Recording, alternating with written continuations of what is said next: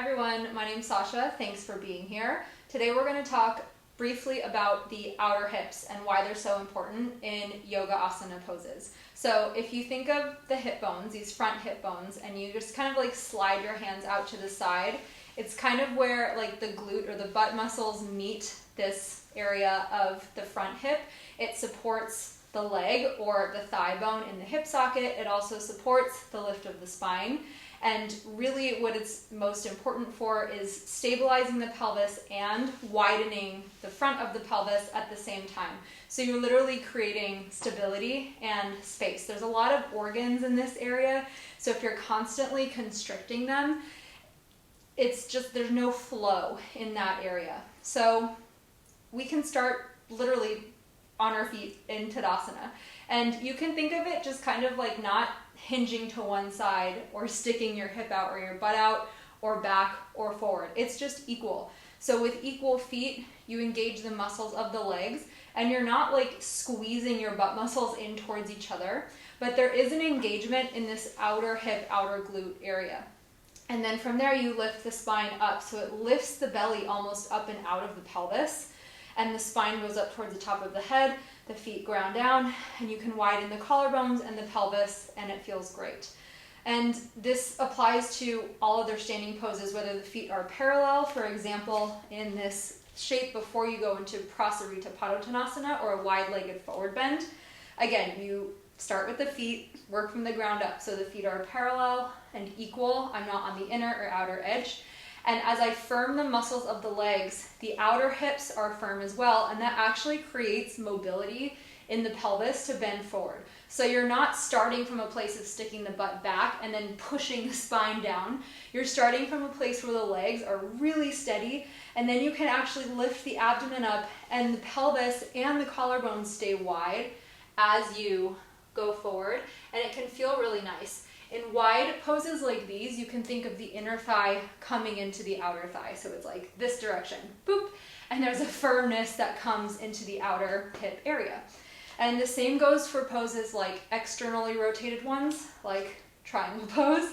So I have a lot of space between my legs for these. I think that's important and helpful. And also in poses like triangle pose, you might see variations like this, where you're kind of like pushing the spine, especially descending or cramping on one edge. And you can, because of the stability of the outer hips, you can lengthen the spine, widen the pelvis and the collarbone at the same time. So if you hinge the hip, instead of bending from the torso, if you hinge the hip, the front hip towards the back heel, and I'm going to use a block under my hand, you can bring this front hip in towards the midline and not stick it back and cramp or put pressure on the bottom ribs. And then again, you kind of close up the pelvis here. From the back, you can see the same thing. You come out of the pose slowly. You come into the pose with control. And as you go down, the front hip hinges towards the back heel and comes into the center so that you're not leaning back.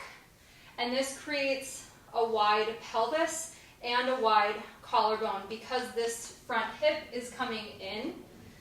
And when you come into and out of the pose, when the outer hips are firm, it creates less compression in the spine. The same goes for poses like Warrior Two, which you probably know, which looks a lot like triangle pose, just with a bent front knee. The feet are wide, and when I bend, I'm not sticking the butt back, because that, again, it closes up the pelvis and it doesn't create stability in the back leg either. It also helps to create stability in the knee when you're aware of the outer hip here. So as you bend, the front knee opens a little bit just to track over the front ankle, and you can sit quite a lot to be parallel with the floor here. And this outer hip moves in so that the pelvis is wide. It can help to lengthen the torso and widen the collarbones at the same time. And it's the same thing from the back, so that the butt moves in instead of back. So I lift up, and when I bend, I'm aware of the knee tracking over the ankle and getting low to the ground, parallel to the floor. And if the butt is back, it closes off the pelvis. So if it comes forward, it helps not only to track the knee, but to widen the pelvis, to lift the spine, and widen the collarbone. This back leg is working too, by the way, for this back leg outer hip, so that there's not tension in the knee, or there's like a break in the back knee, so it doesn't collapse inward. When you push the foot down and firm the outer and inner thigh, it firms this outer hip in a way that creates stability in the leg and mobility, so you can bend low to the ground, and it doesn't tweak the knee joint. It actually helps to stabilize the knee joint as well. There are a lot of other poses that you can translate this or implement this action into. The last one that we're going to look at is another externally rotated pose, but of course it counts for parallel poses like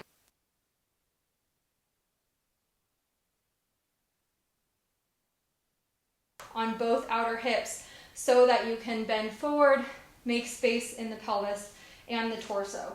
And for this last one, just very quickly, I'll show Ardha Chandrasana, or half moon pose. And it's okay if you wobble a little bit, but you want this front knee, first of all, to track over the ankle so the front toes don't turn in, and that will help for the stability. Again, we start from the ground up, and if you fall a couple times, that's okay. You just come back and you keep this front leg stable. You see my toes haven't moved at all. And so when this top leg lifts, again, this front hip comes in to the midline instead of sticking out behind you. And that way your leg is firm in the hip joint, and there's mobility to lift that back leg. You're doing the same action with the back leg too. It's extending from the inner and outer leg and creating stability in the outer hips. So from the back, my front knee is over the ankle, it's stable, and as I lift up, I can use my couch for support. This front hip, this is much easier said than done, I know, but it will transform your practice. It comes in to the center, and that widens the pelvis, widen the collarbones. And yes, you're going to move around a lot in these poses. That's normal. In Parsvottanasana, for example, it's again the same thing. You're just not leaning to one side. You're firming the feet down. You're drawing the muscles of the knees up so that both outer hips are stable. And as you go forward, the pelvis and the collarbones can stay wide. If you were to lean to one side, you would compress the pelvis and shorten the collarbones. So the name of the game here is really stability and mobility. The stability of the outer hips creates spaciousness and mobility in the pelvis and the collarbones. There's a lot more you can say about that. You can translate this action again into other standing poses, also seated poses, and twists, even back bends to some degree. So let me know if you have any questions. I hope this helps, and take good care.